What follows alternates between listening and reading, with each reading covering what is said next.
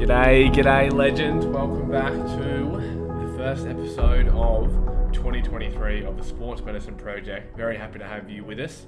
I'm here with Kelly, and how you doing, Kelly? How's the start of the year? Happy New Year, everyone, and Merry Christmas as well. I don't think we have done a podcast since Christmas, so I hope you all had a great festive time. Yeah, we took that week off, and this is how I know that we're real clinicians, and I'm going to talk about this a little bit later, because I just don't think a lot of people took a lot of time off, and I am just assuming. Which is great. But even the podcast was so much quieter. Like a lot of the stories we put up, usually we have a ton of people messaging in through. We still did have a lot of people, but it just really showed me, because I've always worked over Christmas and New Year, but it just showed me that a lot of people take that time off. I think I'm going to do it next year. Yeah, which I can see, and especially this year too, because what did we work? Wednesday, Thursday, Friday. Between Christmas and New Year. Oh, and the before. Yeah, between Christmas and New Year. Yeah, it was good. And then before Christmas worked, and now working too. So only had public holidays off. Yeah, I mean, we went to New Zealand. I was talking to a guy on Instagram, Sam. He works up in Gunnedah. He just did his new graduate year, and he was saying he didn't have that much time off over the year. And it just got me thinking about what would be the most... I think we might have talked about this before. What would be the most ideal scenario for a clinician to schedule in their holidays? I mean, I've never been a person to schedule out the year. You do a little bit. You like to be a bit more organised, but I've heard and seen what has worked in the past is quarterly breaks, and whether it be a week or 3 or 4 days, rather than going like a full marathon and then having 2-3 weeks off. But then if you want to do a big trip, you can't do that. I know, that's the annoying thing, isn't it? You kind of try and... It's either have regular trips, or you need to like accumulate as much leave as you can to have a big trip, or take leave without pay, I suppose, would be the other option. Yeah, and the consistency of patients. Like if you take a couple of weeks off... I know when we went to New Zealand, I had a couple of people drop off, had to call back, and then also it's like, hey, I'm away for 2 weeks, but then I'm already booked that week after, so I've got to see you in 4 weeks. And you would never do that for an initial anyway. It's tricky. Yeah. It's tricky. What do you think... And I'll ask you a question. What do you think about, and I haven't asked for people listening, I haven't asked Kelly this question at all, because I wanted to get her complete, authentic... The raw opinion. Yeah. What do you think about people that don't practice or don't see patients, but still produce content and education for people? What do you think about that? Are they researchers or academics or...? No, they just used to practice. What do you think about that? Well, I don't think you can be a registered physio unless you've done many hours in the year. Yep. So let's say someone's worked for private practice for 20 years and then they haven't practiced for 5 years, but they're still producing content and education and courses. What do you think of that? I guess it would depend on what they've been doing in those years off, because I think things are constantly evolving and changing, and I do think you need to be actively involved in all of the new things coming out to be able to comment on it. Yeah. And I can imagine that if you hadn't been involved in the latest research and developments in the profession, then you could be putting out information that isn't currently true, or well, I guess what is true, but you know. And then what do you think about, follow-up question, researchers who don't see patients clinically? I do think that that's a problem. I think I get that that's a big thing, but I think that a lot of the research that's developed is for the purpose of getting good research rather than it actually being applicable to clinicians a lot of the time. That's tough. Which is what Rippon's all about. Yeah, I think I've got some faith in researchers that they do. Well, you can extrapolate information from it, but I don't think that the overwhelming majority of research is developed to help clinicians, or it's not worked in conjunction with clinicians. I think it's developed based off what they think is relevant and what they think is important, and it's very research specific rather than it being... rather than considering the opinions of clinicians and what they would like to see from the research. Yeah, it's tough. Which is what Connor is doing his PhD on. Yeah. At the moment, which is really cool. I'm excited to see what comes of that. Yeah, there really is a funny dynamic between, maybe not so funny, but researchers and clinicians. They do tend to hate hate on each other a little bit, not to the majority, but and clinicians are like, researchers don't know what they're not doing research to help us, and then researchers are like, oh, why don't clinicians value it? I can definitely see both sides. I don't know the exact number, but it's a big number of the amount of research that is considered like waste. Like research that's produced that is considered not useful. You don't have to answer this question, but what does waste mean? What do you mean by waste? Not valuable. Like it hasn't progressed the profession anyway, in any way. I'm going to have to keep going into this. Who perceives the value? Ask Connor this question. Connor will answer this question well. We should get Connor on the podcast, actually. If a chiropractor puts up a study about spinal manipulation, to me, that's waste. Because I'm never going to use that. But what about the chiropractors? Let's get Connor. Yeah, we definitely can. That sounds good. Did you have any learnings for 2022? I know we're going to be back to the normal schedule, and I was thinking in my mind, it's first week back. Most clinicians are going back to work tomorrow, getting back into the swing of things, and then we hit them with the clinical podcast next week, Dr. Rich Willie, and then we talk about a little bit of our learnings from 2022 and what we're going to try and change for 2023, or how we're going to what the change is and how we're going to make it back to the normal schedule. Sounds good. Yeah. Do you have anything to add for the listeners? Just think, this could be, and this is what I'm picturing. It's Tuesday morning. You're driving to work. If you're listening to this, I'm picturing you're driving to work. You've got your 9 o'clock patient. You've just had the time off, time of your life. You've made all these resolutions, and you're about to hear Kelly tell you the thing that's going to change your practice forever. New year, new you. Do you have anything You for always throw me on the spot. But you always come up with these really good clinical pearls. You just say them out of the air when we don't have the mic on. I just got to follow you around with the mic.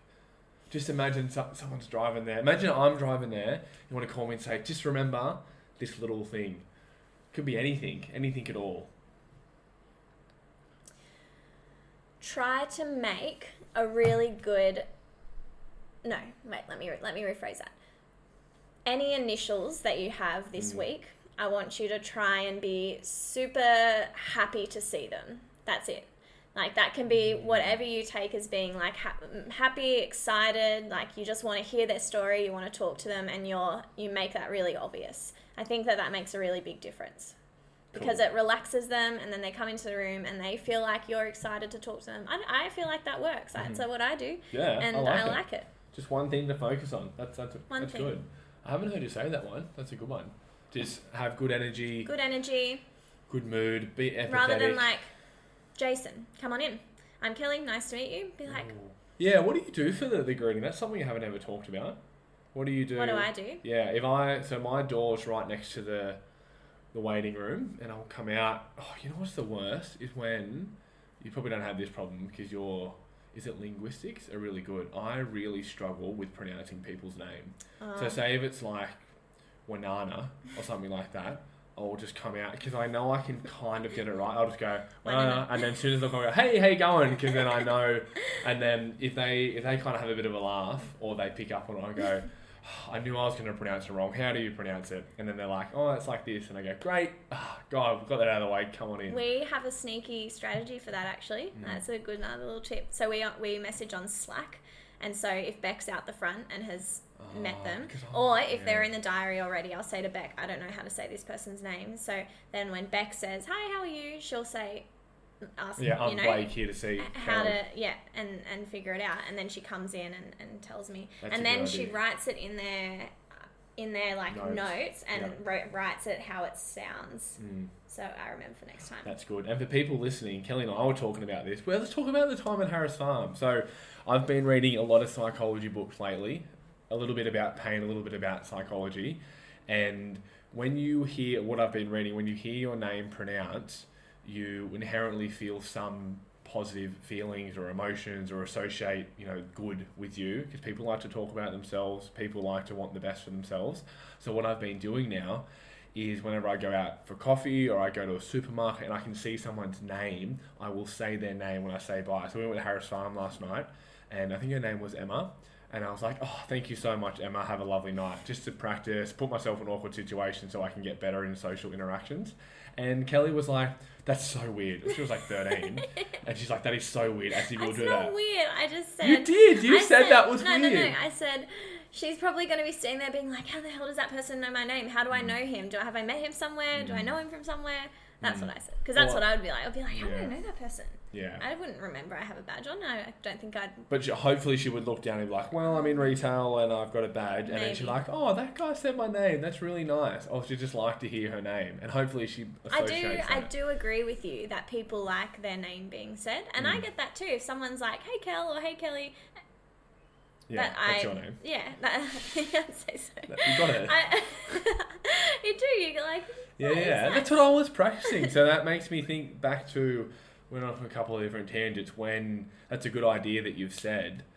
If you can pronounce the patient's name loud and clear, make eye contact, be excited, be happy. I like this one. So if it's before about 11:30, I'll get them and go, oh hey, how's the morning been? Oh, or what's of it? Oh, that's what I say. I say, how's the morning been? And then I'll follow up and go, I mean, it hasn't been much of a morning anyway, haha. That's a little joke I like to say. I say it quite a lot. But then after 12... Do they laugh though? They have to, because I laugh, so they do it out of awkwardness. And then after, I can just say, how's the day been? The greeting is important, I think. I think so too. Yeah. I probably say that too. Yeah. But I say it at 9 a.m. My challenge for people, this initial, same thing with an initial if you do have one, or for the follow-up, when you ask a question, I want you to at least pause, and it's hard to count, but I want you to just wait for 30 seconds, or if not, when they stop speaking... 30 seconds is a long 30 seconds is a long time, but you would be surprised. You would be surprised how they'll just... And this is the other one with the follow-up, and then I just want you to pause for 3 seconds. So you say, great, how was your Christmas? Oh, how did you go? Did you get that new shoe? Or... how did you go with that taping? Or how did you go? You added in an extra 5 kilometers I saw on Strava. And they, went good. Achilles was a little bit sore. 1, 2, 3. And they continue to follow up with good information, or they feel like they're listened to or heard. Mm-hmm. Which is good. That's my thing that I'm going to try and do this week. And would like people to try that. And that's a new segment we're going to add to the podcast, is a little clinical thing to try. A little challenge. A weekly challenge. Yeah. Weekly clinical challenge. I like that. Yeah, that's fun. I come up with... Yeah, that's good. I wanted it to rhyme. I come up with P's. I can't remember. Anyway, we better... Because we've got Reg on, and she... I'm excited. Yeah. I'm excited for you guys to listen to this podcast with Regina Jenson. Yeah, quick intro. It'll be in the show notes anyway. But yeah, so Regina Jenson's a local runner from Newcastle. She runs with the Newcastle Flyers, so a really great running group. That you guys should check out if you're a runner in Newcastle. It's lots of fun and great community. Reggie has been running for years and has lots and lots of really great clinical pearls for clinicians to take away, but also some really great tips for runners and athletes as well. So I think that everyone will get something out of this. And enjoy. Yeah, she's a OT. Yep. As well, and great patient insight, clinical insight. It's the good. Australian Marathon Champion as well from 2022, which is incredible. Yeah, it's a really great episode. So very lucky to have her on the podcast and to pick her brain about all things running and training and nutrition and sleep and all of those good things. Definitely. I just wanted to add, have you got anything more to add before we let them go? I would like, for someone that listens to our podcast, are you able to reach out to us on Instagram and please connect me with someone that is incredibly knowledgeable with the training systems involved in running, whether they be a coach, ideally sports science background, someone that understands just physiology. So the aerobic system, anaerobic system, lactate, how to use them clinically, how can patients understand them, that kind of thing. So would love to connect with someone like that. Cool. Sounds good? Yeah. Cool. Enjoy this episode, guys. Happy New Year.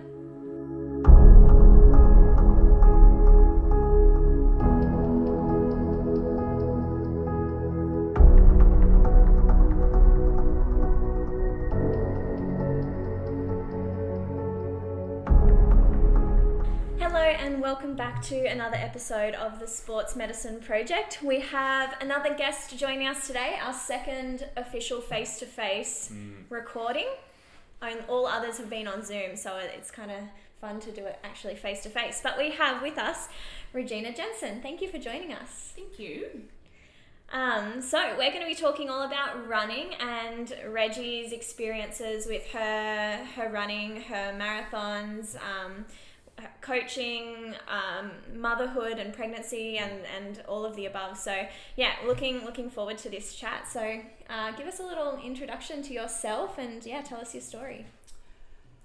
Okay, so I'm a Novocastrian, or at least a Novocastrian now. I've been running, whilst doing lots of other things, running probably since I was about 25. Prior to that, I had a very strong desire to do sport, but for lots of different reasons didn't really have the opportunity and access. So at 25, I was eyeing off either starting triathlon or getting involved in the Nutri-Grain Ironman stuff. And I went and watched my first Nutri-Grain Ironman and realised I was not quite built for that sport. Yeah. Whereas triathlon, from what I could see, I was probably more suited to. So certainly the swimming side of things came far more naturally to me than the running. The running has taken a lot longer. And really enjoyed my triathlon for a long time, but once I had children, I couldn't remain competitive in triathlon, whilst juggling all of the, family stuff and work stuff. So mostly started just running, and then did go and have a little bit of a play in surf lifesaving for a couple of years, and then came back to running. Beautiful. What did you enjoy the most out of triathlon, out of the three? Did you have a favourite? I'm an absolute swimmer. Swimmer is absolutely my first love, and yeah, definitely what comes naturally to me, definitely my happy place. Yeah. But running is just so much more convenient, and it's easier to be competitive and get that competitive itch than you can really get in swimming. Interesting. I didn't know that. Yeah, it is. We talk about that all the time. All you need is a pair of shoes and a shirt if you want one, and and you can go for a run anywhere. So it is so easy. Yeah. Good. What distance did you do in triathlon? I did the short course, so ITU stuff. Very nice. Because of the swimming. Yeah. I had too good a swim to waste it in long course. Yeah. How'd you go on the bike? It was not my baby. I could very much take it or leave it. Yeah. I could hold my own, but certainly would come out with the leaders in the swim, and then do my best in the bike, but then have to usually run people home. Yeah. What do you think out of triathlon and running takes up more time? Because we did triathlon for a while, and then when we went to running, we're like, great, we'll only do a third of this, but now it seems like I'm probably training more for running than what we did triathlon. That's because we're doing a marathon soon, but But still triathlon. When I was training for ITU stuff, I was well over 20 to 30 hours a week, whilst working full time, whereas I can run on probably 10 to 12 hours. Yeah. If you had all the time in the world right now, would you be doing running or triathlon? I think I would do swim run. Swim run? Yeah. Aquathon. Aquathons, it's particularly if that was more of a thing, because I love swimming, but I have zero desire to get back on the bike when everyone's driving around with a mobile phone in their hand. As a mum, you are so there are too little people absolutely counting on you. It's not just your mistake, if that makes sense, or someone else's mistake. There's some weird thing with people and cyclists as well. People just really have this inherent hate for no good reason, at all. They're so close to people. It's why do you need to do that? Someone's just out cycling. And you had a recent marathon. We'll brush over this quickly. But Australian marathon champion, that's such a big title. Surely you've got a bit of bragging rights on that one at the moment. Absolutely. 12-year-old Reggie would be thrilled with that. As an adult, you look at it and you come up with all these reasons why it's not as good as what it could have been. But if I am true to myself and what I would have wanted as a teenager or an inner child, she'd be thrilled. That's cool. That's so cool. Incredible. I have a story. So I've only met Reggie maybe a couple of times, and one of them was, I think the first time I met you was, I think, the day before Blackmores, and I was standing at the finish line watching you cross the finish line, and I felt like a little fangirl standing there. I was so excited because it was just such a crazy, ridiculous time. I was like, oh my goodness, I met this person yesterday, and she's just incredible. So that was really cool to watch and to experience. Oh, thank you. had a little bit of a cry, I think, that day, because I had been avoiding the marathon for, I reckon, 8 years after having a really bad experience, and I just needed to get it done. Yeah. So I was glad to finish in one piece. Are you happy to share about the bad experience? Just briefly, I got food poisoning the night before. So we went out to dinner, and there was 4 of us who, 2 of us ordered a meal that turned out to give us food poisoning, and 2 others ate off it. And obviously it was only mild food poisoning, because if it was, proper full-blown food poisoning, you weren't running. Yeah. But it was just enough that I was like, it's just nerves, when you're sick in the guts. But then it kept going the whole race, and it wasn't until the end when I hear that the other girl that ordered my meal was in hospital. And I was annoyed at myself for finishing, because I thought I was smarter than that. I thought I was more in tune with my body and should have just been proud enough to go, no, it's not your day. But anyway, it scarred me, and I didn't want to go back. Yeah, far out. That's an effort and a half to get through a marathon. But it's funny, isn't it? You're so mentally determined, like you've been preparing for so long to this event. So it's I can imagine the commitment to get it done. So what is your main distance with running then? I don't know. I think I love the 10.5. But more than anything else, I just love running and being with my friends when I run. That's honestly more than anything now. It's just, the people I get to hang out with each time I run is probably what I love the most. That's a good answer. How do you get through races then? Like what's like the training, the preparation, the nutrition, the sleep? Like what's all the the big ticks for you? Yeah, sleep's number one. Absolutely prioritize sleep. I don't think I ever don't have 8 hours sleep. I absolutely keep nana hours. I'm in bed with the kids. Generally up at the crack of dawn. That's getting a little bit easier now that the kids are a little bit older. I can go running when they go swim training. So that's made life a little bit easier. But sleep number one. And then in terms of nutrition, I would say that I'm informed and educated around what I need to eat, but incredibly relaxed about it. I am vegetarian, but at the same time, outside that, I don't have any, no food rules. I will eat lollies whenever they're in front of me, chocolate every day, and probably eat a lot more than most people would imagine I'd eat. Yeah. Do you have advice for for people that probably don't know a whole lot around the research in nutrition and running, for people going for long runs? What do you typically do prior to a run and after a run, nutrition-wise? I always have breakfast. Yeah. My understanding is that men can do the no breakfast thing and run okay without it having too much of an impact on their body. And I know that they can get reds and stuff as well. Yeah. But women not having breakfast before running can have a lot more of an impact. Yeah. So I've always eaten before swimming training, before running. And again, I've never been one of those people that feel like I need to teach my body how to burn fat and therefore not have enough. The catabolic say or whatever it is. No, I will eat whenever I'm stopping and just have whatever's available to me. The only other really good bit of advice I've had a long time ago when I started getting ready to travel in triathlon was have stuff that's easily available and practice on that. So don't necessarily try, I don't want to name any particular brands, but a brand that isn't available everywhere. Just get something that you can get at any servo, anywhere. Yeah. So that if you've gone on a long ride and you need something, you know that you can just grab a Powerade or whatever out of the fridge. Too easy. Yeah. Do you typically take nutrition on your longer runs? Yeah. Just like gels or goos and things like that? Yeah. Or lollies or whatever. Yeah. It's good. And then how often would you be having nutrition along your run, and does that change when it's a race, or are you practicing what you'd be doing race-wise in your training runs?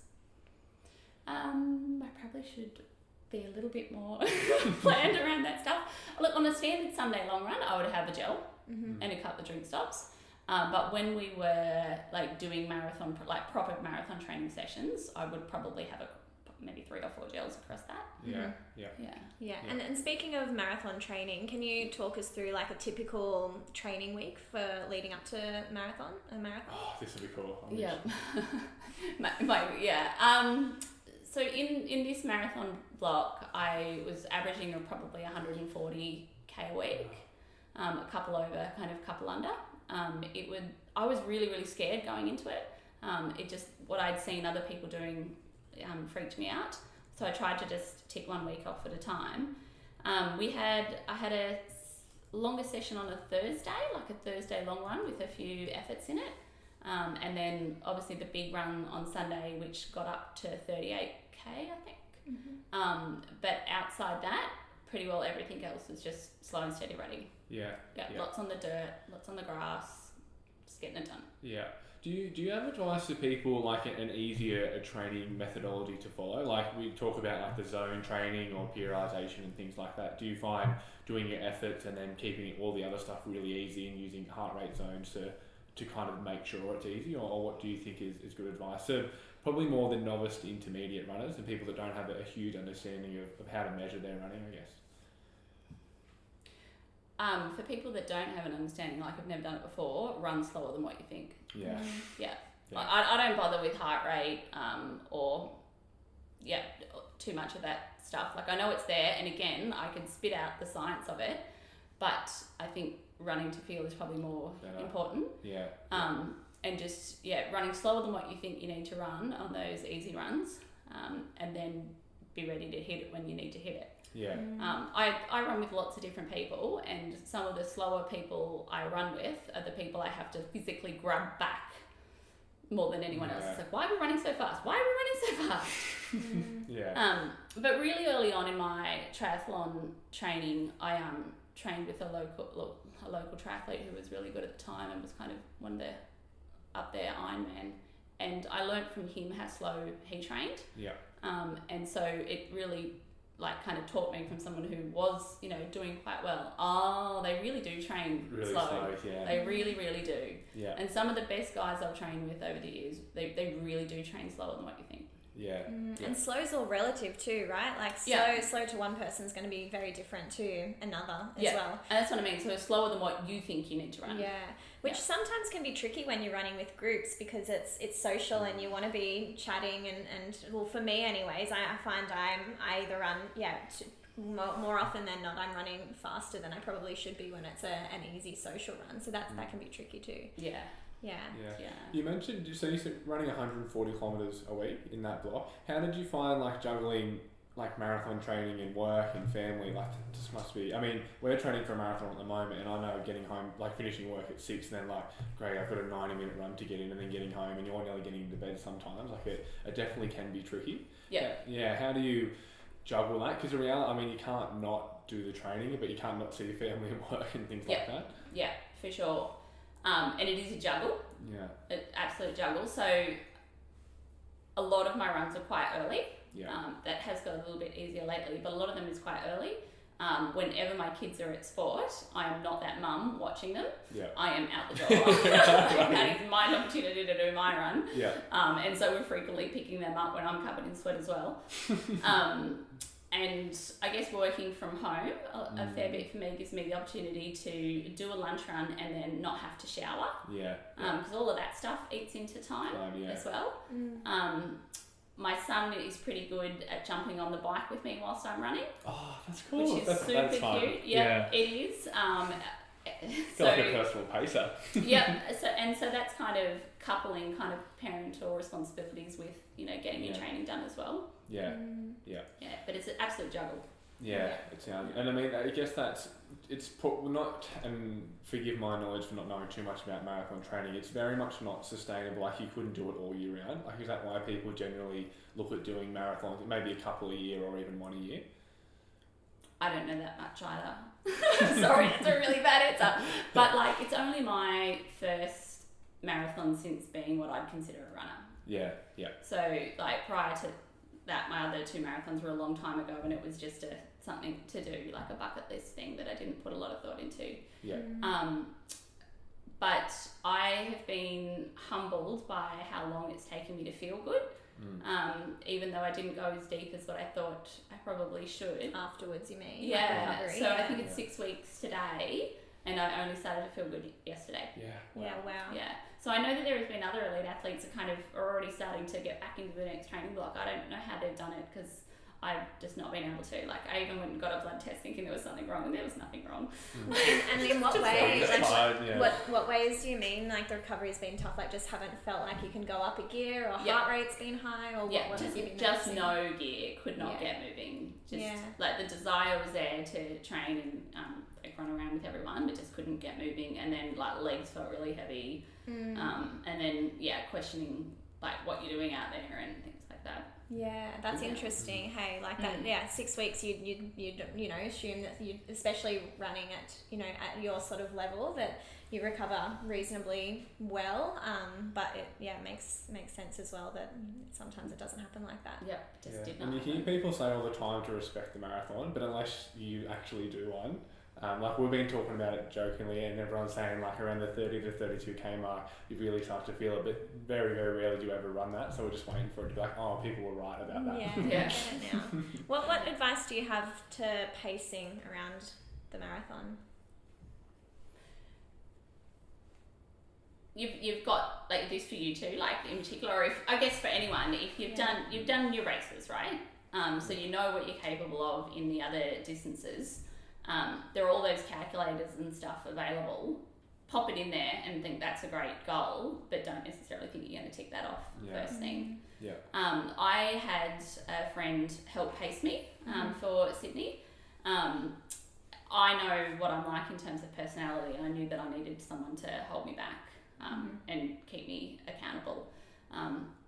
So if you can have, those pacemaker balloons and things like that in mind, if you can stick with someone like that and don't go in front of them. Like, you do not need to be winning that race at 32 kilometres. It's like the people in triathlon who get off the bike and they've had a cracking bike leg and they go, oh, I was doing great off the bike. It's like, well, it's a triathlon. They're not giving out awards at the end of the bike. So yes, the race starts at 32 in the same way in triathlon that the next part of the race starts on the run. So you just got to know what your limits are, have practiced them, and then just be patient on race day, because you're going to feel good. Like, you really are going to feel good if you tapered and fresh and you've got the crowds. You'll feel good to like at least halfway, but just hold it back. Yeah. How accurate do you think those race predictors? I mean, obviously they aren't 100% accurate, but do you think like there's something okay to go off, or it's better just looking at kind of what did we hear the other day on the inside running, like for a marathon? 2 times half marathon plus 10 minutes. Yeah. Do you think it's better off using kind of metrics that people saying, or better to just kind of use those calculators? I reckon that's about right. Yeah. But it's all relevant to the course. Yeah. So if I did 2 times my half plus 10 minutes, I'm comparing a Gold Coast half to the Sydney Blackmores. They're completely different. Yeah. And so you need to take into account where you're doing it as well. I would almost have to consider, and this would be more appropriate, the Sydney half, and then double that and add 10 minutes, and then we're getting pretty close to what I did. Yeah. So you kind of have to go course for course, and weather conditions and all of that stuff you got to take into account as well. Yeah, and elevation and things. Which was 2 hours and 47 minutes. Is that right? Did I get that right? Yeah. So quick. Yeah, that is quick. What I know we didn't put this question on here, but I always want to know with runners, what is your all-time favourite shoe at the moment, or even all-time favourite shoe over your whole running career? I really, really like the Alpha. But as we were saying just before we got on air, it was the wrong choice of shoe for Sydney, I think. It was too many uphills and downhills, and I was too high stack, I think. Yeah. And wasn't as stable around all the bends. So as much as I loved running in that, it feels amazing. I would think the Vaporfly would have been a better fit. But I haven't enjoyed the Vaporfly, the next one, whatever you want to call it, on anything that's been wet. So I'm keen to find a shoe that feels like that's got a little bit more grip in some of the wetter races.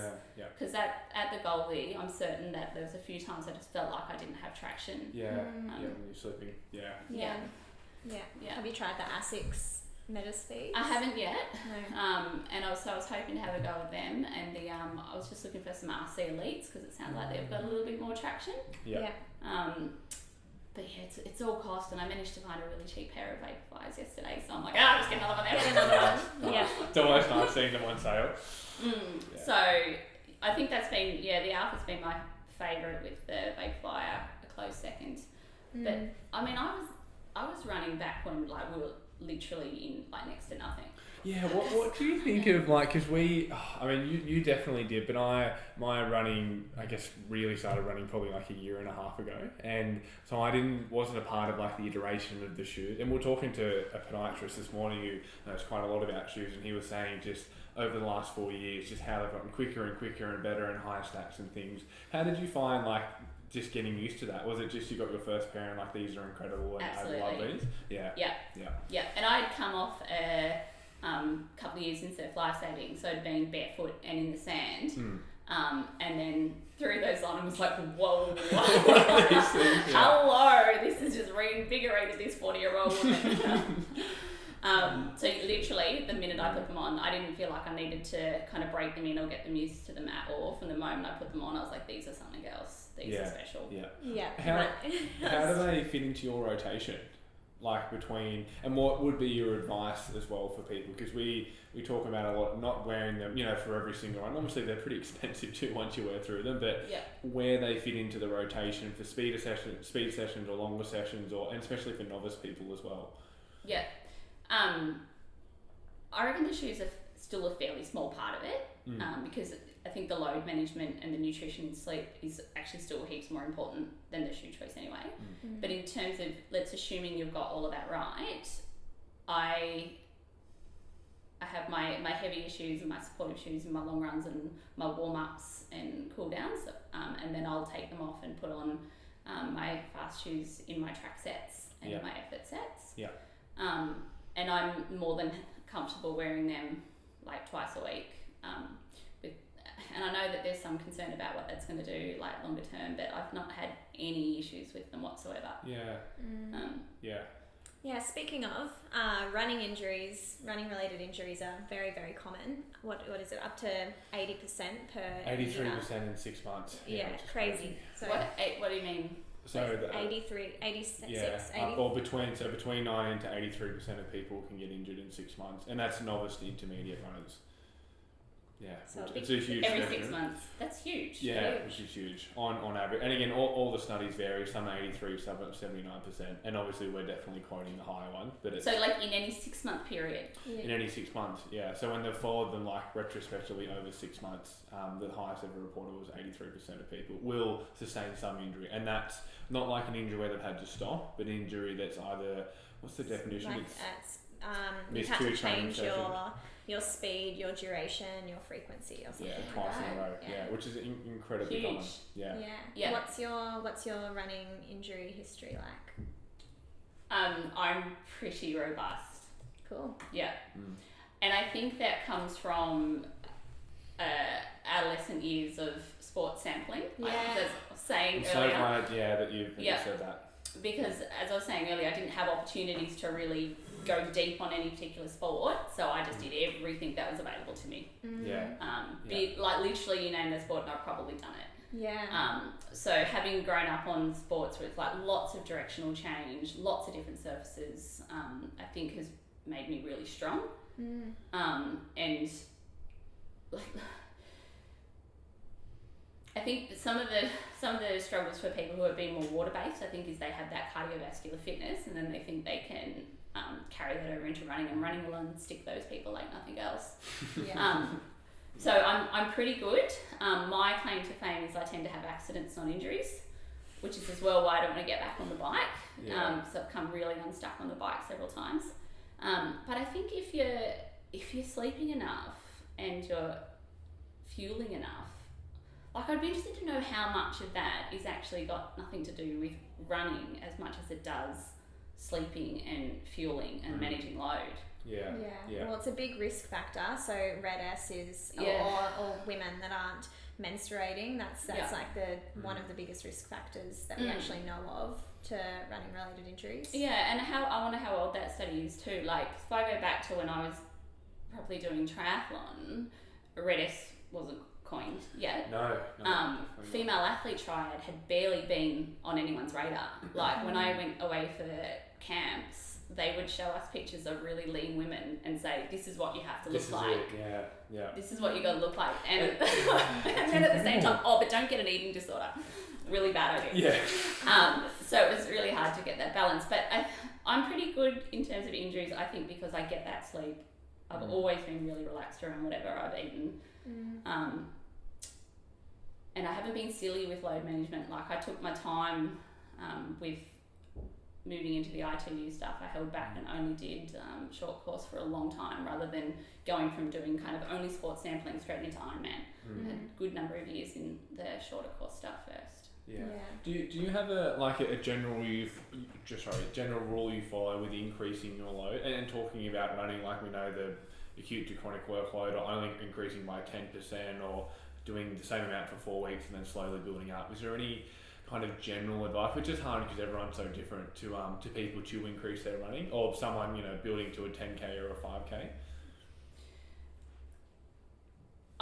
For the 10k to 5k stuff, I reckon there are people so much better placed than me to comment on that. There's so much good advice out there, and I listen to your health professionals, because it does come back to what people have done before. Like, if you've had a really good kind of background in sports sampling, you're going to be able to move up a lot quicker than that 10%. But if you haven't, and if you're someone who has spent their teenage years with a little bit of an eating disorder and stuff like that, you're going to want to hold those people well back. So it is going to come down to either having a coach, or having a strength and conditioning coach, or a health professional guiding you to make those decisions.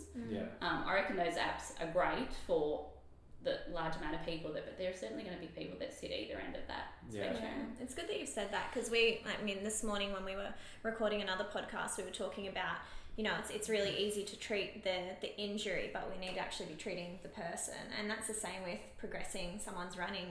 We're not just progressing anyone's running, it's treating the person and everything that comes with that person. So it's good that you've commented on that. I think it's important to know.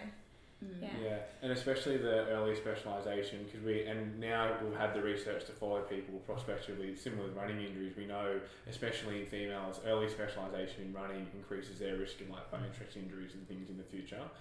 And seeing parents in the clinic as well, they ask, what do we need to do? It's just anything, just expose them to all these different stimuluses, and generally they'll be pretty robust and stronger. Especially doing stuff on the sand too. I just imagine how strong your feet would be. I know your tendons must be resilient. Sand running is honest, that's for sure. So when did you decide to get a coach involved to help with your running? I don't know if it was a conscious choice, getting a coach involved. So I've run with Flyers pretty much from the beginning of when Flyers was. It was coming back from, I think, my first child, Flyers became a thing. And along those lines, at some point, Ben Toomey joined.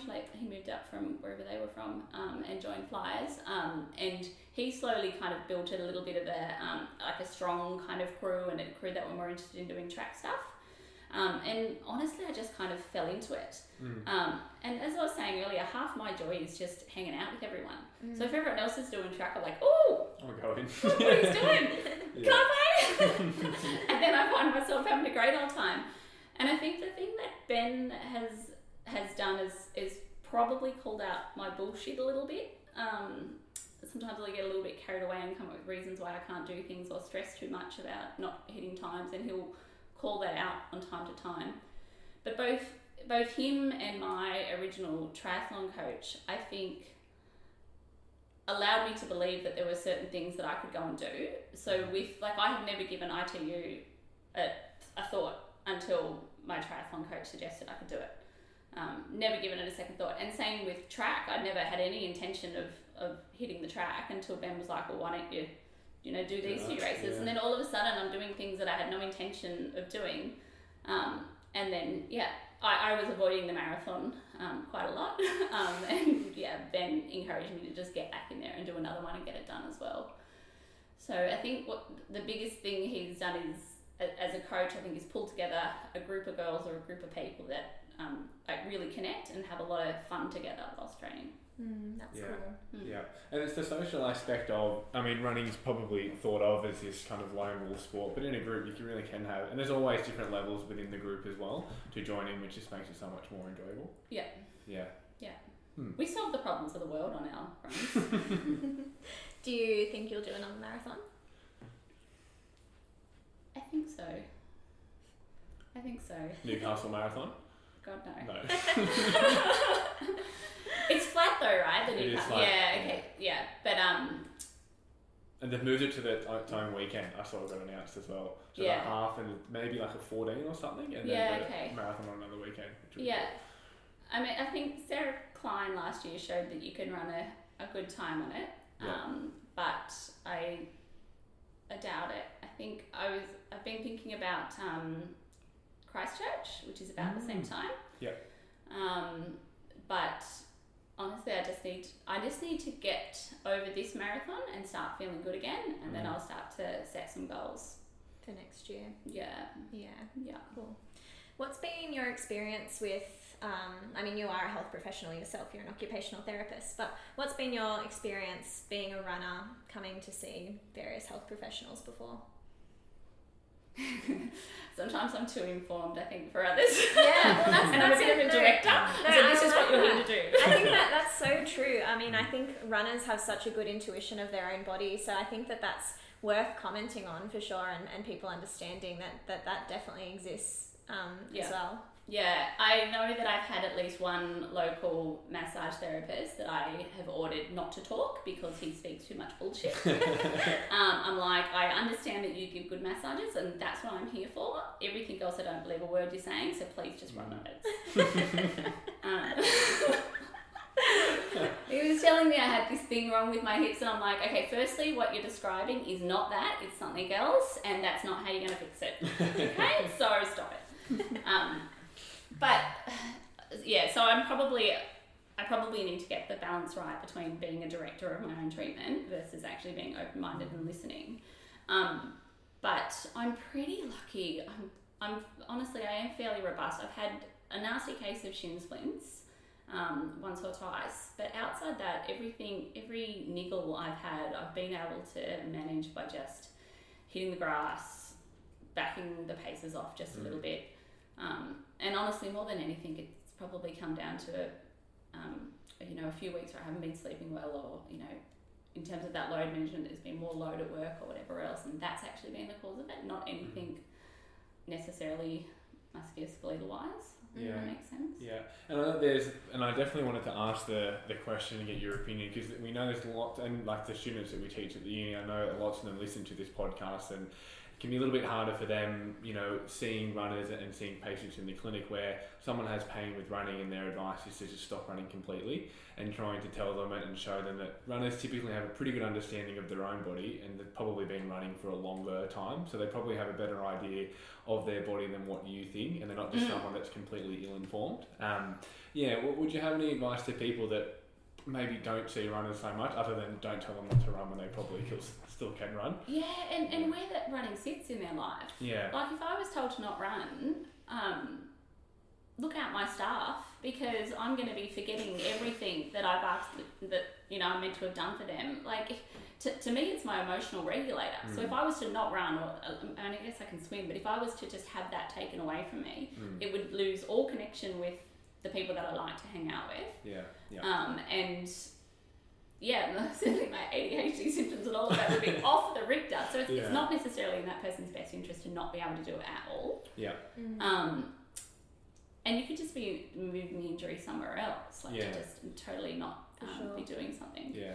And it may not have anything to do with the load. It could be that all that other stuff going on. Yeah. It's cool that you mentioned that too. I feel like students in particular, they have a problem with not giving like runners, for example, a biomedical or a biomechanical reason for their injuries.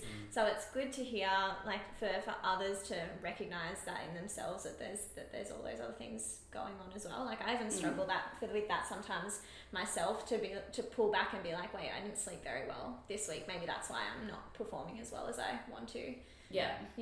And I'm a lot older than you guys, so you may not remember this as much, but I'm thinking like maybe 15 years ago there was a huge thing on running technique, and that everyone had to run as a 4-foot runner. And was this like the Born to Run movement, or like 2009, 2010? Yeah, probably a little bit earlier than that, but around that time. And they even had these shoes at the time, I think they were called Newtons, that had these little lugs on them to try to get everyone right up on their toes. And I was just watching that and just watching all the injuries just around me, because they've changed all of these people's running styles of what, they've learned how to run since they were 2, and then they start running at 15 and, well, we're going to teach this new technique, and then again the loads are being distributed completely different places. So there were people coming down with injuries left, right and centre in those shoes, but then so they had all these running technique stuff and things like that going on. It's like, when you think about your pyramid of trying to live a healthy lifestyle, at the bottom of it is obviously loving what you do, and then getting enough sleep, and then getting enough nutrition, managing your load. That technique stuff is so far up the top. It's such a small part of what you're trying to achieve, and therefore contributing such a small part to any injury. You need to go back and get all the underlying stuff right. You sound like the perfect patient. Like, we're going to explain this all the time and like saying it back. It's good. It's good to hear. Yeah. So that's what I'd be saying to students, is just go back to the basics. It's that top 1% is really only that top 1%. Yeah. When I very first started as a new graduate, I remember my very, very first mentor telling me around that time he saw so many like metatarsal toe stress fractures and stress reactions coming through the clinic, because everyone was running on their forefoot and in like these flexible flat shoes. Not nice. I watched in this winter just gone, a lot of men come off, like a lot of middle-aged men that, my husband was friends with and in the neighbourhood and stuff like that, who have come off 2 years of COVID season where they haven't been playing soccer, into a soccer season on wet fields where they were having lots of makeup games. Everyone was doing in their calves, and I'm like, you're running around on wet grass. That's what I've been doing for years. And it was just classic load management stuff of really inconsistent load, and I'm like, well, that's the problem. I've seen a few similar sort of situations this year as well. Where do you think your running would be right now if you weren't with the Flyers, or if you hadn't ever joined the Flyers? Like, how pivotal do you think running groups are in the development of your running career? That's such a good question. It is a good question. Yeah, a really good question. I don't think I'd still be running. I owe them a lot, actually. I definitely don't think I would be doing track if I didn't have Ben running the group, and like Jess and Hannah and all those girls to hang out with. I would probably be back to my team sports. So I still play water polo, and used to play hockey as well. So I think I would have found my way back to team sports, just because I just like hanging out, doing active stuff with other people that want to do active stuff. It's funny, hey, it's an individual sport, but it's not, right? It's totally not. Can you just explain what the Flyers is for people? I realise we've been introduced who they are. People like the Flyers. So the Newcastle Flyers is a local, essentially athletics club. That started off with a couple of local guys, or one had come up from Sydney and had been with the Sydney Striders, and had this idea of bringing a whole lot of people together who enjoyed running, and to just run together. And then from that, I guess a bit of a side group started developing that had more of a track focus and more of a competitive focus. But by and large, it's kind of that sub-elite group that then slowly became more of a community group. That's great. Yeah, I've been loving it. I've been joining the morning Tuesday track sessions for the last couple of months, and I didn't go last week because no one did after UTA, and I was chatting to Louise Rabbit, and we were like, I really miss this Tuesday morning. Like, it wasn't the same. So it's great.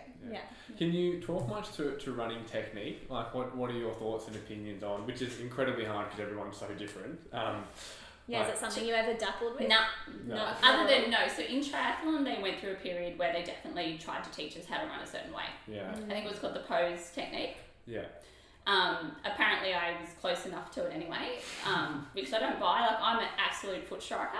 Yeah. And like people will kind of rip me off about that, but I have zero intention of changing it. I don't even know that I could. Like the amount of reps you would have to do to change it would be through the roof, and I don't know that there's anything on it. I think it's a load of BS, to be honest. It's not swimming.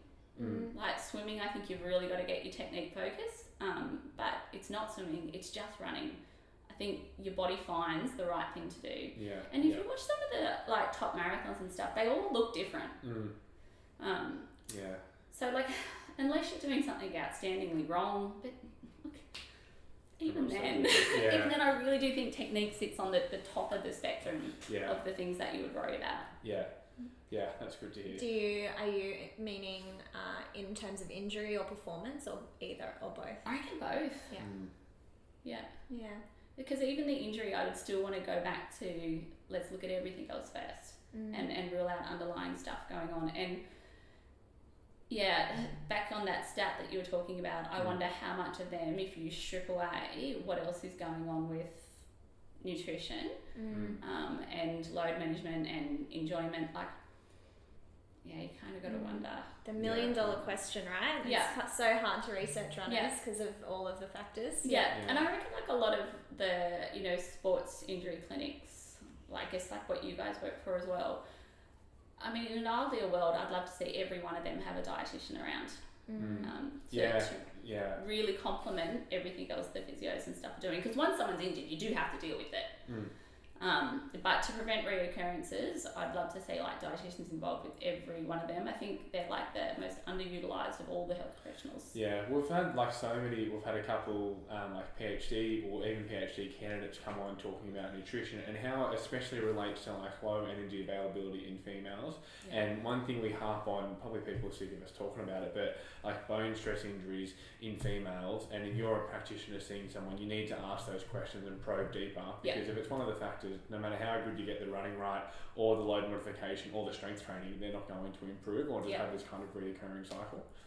So I'm 42 now, and I've been running since I reckon I was 24, 25, and I think the single best thing that a health professional has ever said to me was a dietitian who called me out for having eating disordered behaviours. It's like, I don't think you have an eating disorder, but you certainly have some behaviours that are trending that way.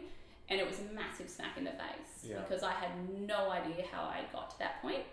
And I realised in hindsight it's because it had been completely normalised in the group that I was around. To me I was like, well, I do not want that. I don't know how it happened, and that is not for me. And then found myself gearing towards people who were far more relaxed around food, and became conscious of the people that were more relaxed around what they were eating. And I think that's been, like, for lack of a better word, the secret to why I'm still running.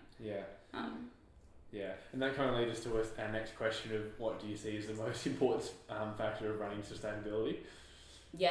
Sleeping.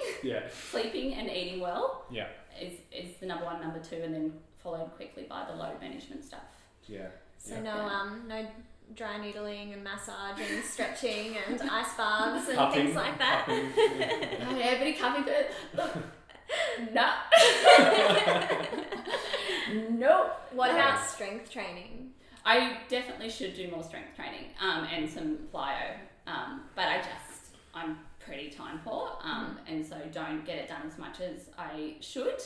But my lounge room does have a step out. It does have a couple of weights out.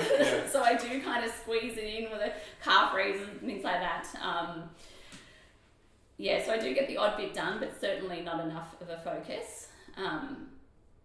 Because I think it would eat into my rest time, and that's kind of just as important. Fair enough. Do you recommend, like, I'm trying to be the best way to ask this now. How, like, for a normal structured week, do you think it's better for people to kind of have frequency and run every day? And I guess it depends on what they want to do, but running every day with a lower volume or running less with a higher volume, just for your average week, what do you think is best for people? And general advice as well. And I'm thinking of the people that listen to this that don't know a whole lot about running, that are seeing patients and building their return to running programs. What do you see as probably a more sustainable way? I reckon it comes back to what that person's trying to achieve. I run every day. Yeah. But one of the girls I run with, who's a 2-time Olympian, she doesn't run every day. Yeah. So it's certainly what works for me is to run every day, and that's both for my own mood management as well as everything else. But she always has a Friday off, and that's what works for her and helps her get the recovery she needs and things. So yeah, I honestly think it would come back to what that person wants. I reckon it'd be too hard to give general advice. Yeah, I would agree. Agree. When you're building up to a marathon, continuing on the discussion about recovery, when you're in a marathon build, how often are you taking deload weeks? Don't know that I did. Oh really? Yep. Wow. No, okay. I don't know that I did enough volume to. Yeah, and if I did, I didn't notice I did. Yeah. I guess when it's been like programmed for you, you probably just follow, right? Yep. Yeah. Just do what I'm told. And I've got enough on my plate. I'm more than happy to trust that he knows what he's doing, Ben knows what he's doing, and that's his. I'll just do what I'm told. Yeah. But I don't think I did. I probably squeezed mine in a bit too, because I did throw it on him at the last minute, where after Gold Coast I said, maybe could I do Sydney? Could I be ready in time? And he's like, yep, cool, let's go. So yeah, I don't think I did have any deload weeks.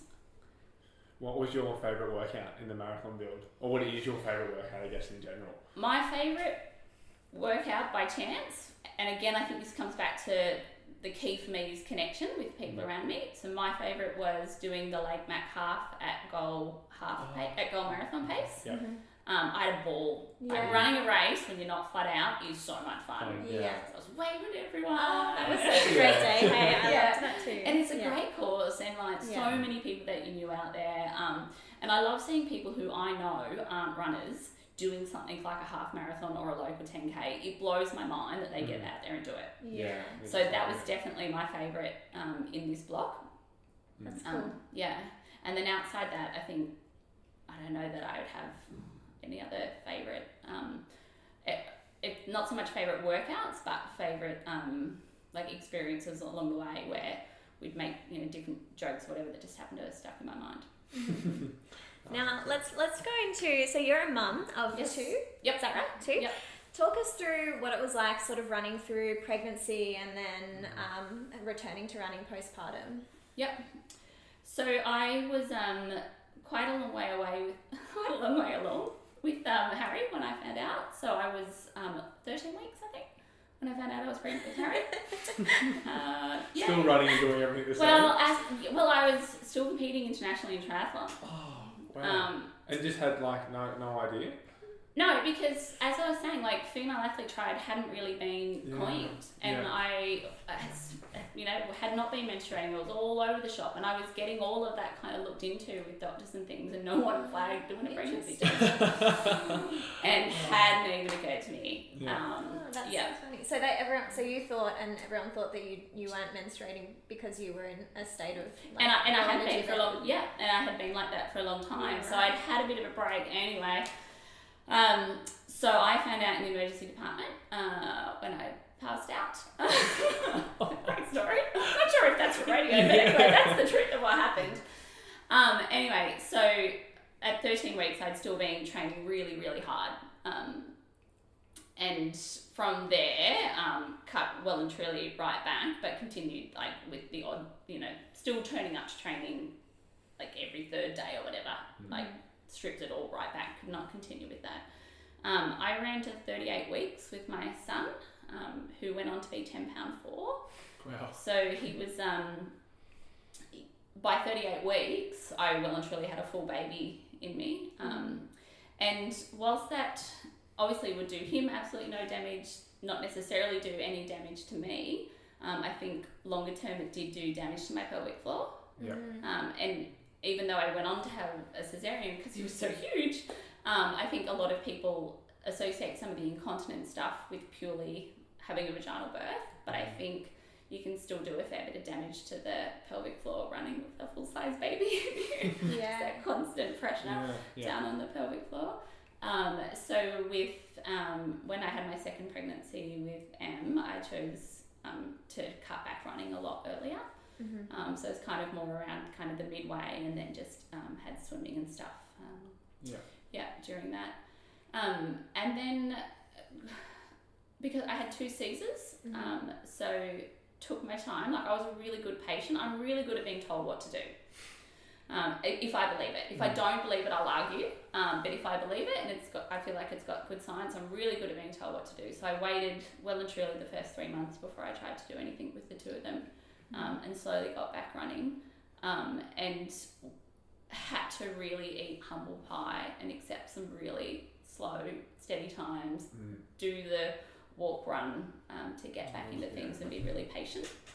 Were you like under the guidance of anyone, and like what's the general recommendation? Like, would you say for mums, you know, who want to get back into running, they should see women's health physio, or they can probably generally just slowly build up, you know, after 3 months? I didn't go and see anyone early on. I feel like being a health professional and having already had such a long history in triathlon, I felt like I knew enough.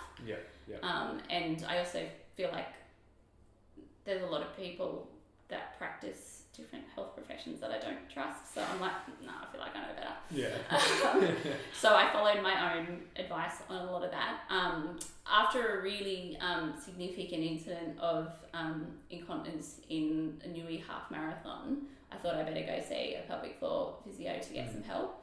And I didn't find her helpful at all. I spoke about how, like, at 17k, I had like complete bladder emptying going downhill, yada yada. And she's like, well, what we might do is just stop at like 15k.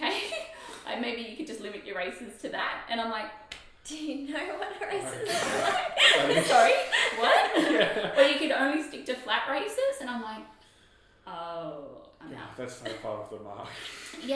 And even like a lot of the exercises I was given, like, you know, if you get on the floor and you do these exercises, and like my daughter would climb on me or she would cry on me, and I'm like, this is too hard. So I ended up probably self-directing a lot more on that. But to a degree, this might be really bad advice, and go see your pelvic floor physio. But I think I've just got to a point now where I've also just accepted a level of incontinence, particularly if I'm really stressing. So at the National 10K last year at Zatopek, I know I wet myself every single lap at the drink station. I'm like, oh, little wee again. So I think I've just learnt to laugh it off. And just, it is what it is. But then outside that, I'm probably just that annoying person on long runs who needs to go to the toilet a little bit more often than everyone else. Were you experiencing that incontinence when you had your first baby while you were running, or was this all afterwards? All after. Yeah, right. Yeah. That's interesting, hey? Yeah. I wonder why. Yeah, I think a 10-pound baby will really stretch things. Yeah. I wonder. And I'm not convinced that anything I could ever do would bring it back. Like, once you've stretched something that far, it's like if I think about my stomach and just like the skin of my stomach, and think about how far that has been stretched and come back in, whilst all the muscles and stuff have come back, the skin's still really loose, and I can see it's physically loose, and so I'm like, well, I kind of feel like that's my pelvic floor too. And would your advice be to just stay consistent for new mums out there that want to get back into running? Because like you said, it's generally pretty slow compared to what you had done previously, but just staying consistent and knowing that you'll get there in the future. And acknowledging the impact of the load management and the sleep, and how that can completely throw things out. So when I think about load, I'm not just purely talking about kilometres, but also the parental load. So for today, after my long run, I've then had to go to my son's nippers and help out there for a couple of hours, and then go straight home and get all the housework done for the weekend. So all of that is load. And pre-children, I didn't have that load. And so all of that stuff is additional load that any new mum returning to run needs to factor in, and not, like, depending on what their goals are, I guess, as well, but not necessarily expect to be that same person as what they were before. Yeah. Before we started recording as well, we were briefly talking about breastfeeding while running as well. Can you talk a little bit more to that?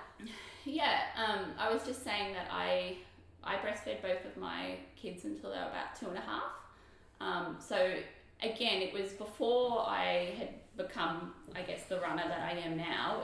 I was still much more relaxed about my running, but had given up on my triathlon goals and thought I'd do a couple of marathons. So I did breastfeed through both of my other marathon training blocks. And again, that's where I reflect on what I was saying earlier about being informed about what I needed to do, but still relaxed. So it knew that I would need to have more iron than what I would have had to otherwise. Really, really up on my hydration to make sure I would have enough hydration in my body to produce the milk for my little ones.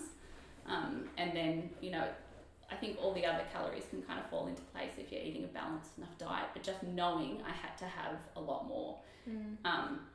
And being okay with that. Because I think if you're outside your running world and you're eating for a breastfeeding child and a marathon training, that's a lot of food. And people would look sideways at me like, where the hell do you put that? But being comfortable enough in myself to go, well, this is what I have to eat. Yeah. That's never crossed my mind once, ever. And like breastfeeding and how, that's how funny. energy hungry those two activities are. Yeah, they say kind of allow for an extra 500 calories a day for a breastfed baby. Yeah. Just goes to, like, even as a health professional, you can have so much of an understanding. I mean, like, we're reading research all the time. A lot of the stuff about this I learned from you as well. Like, why other health professionals, like dietitians and other people, are so much more knowledgeable to bring in with these kind of cases and things like that. I shared an office with dietitians and learnt so much from them. Yeah. When in doubt, they'd drop in a Milo. Get those calories. Thank you. Yeah. It's funny, dietitians, hey, it's just something that I think all the time is, it's, we see patients more regularly at the start because a lot of it's just to make sure that they're understanding why they're doing what they're doing and they're on board and we're appropriately educating them and whatnot.